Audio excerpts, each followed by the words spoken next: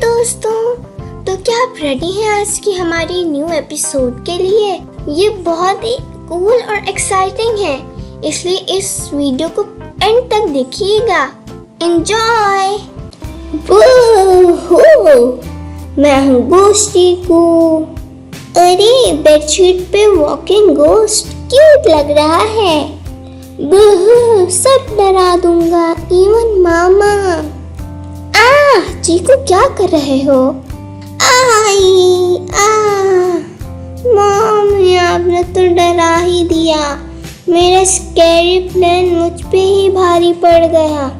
Next time bedsheet नहीं costume लो, और पहले परमिशन लो वो साहिब। हाँ बाय दोस्तों।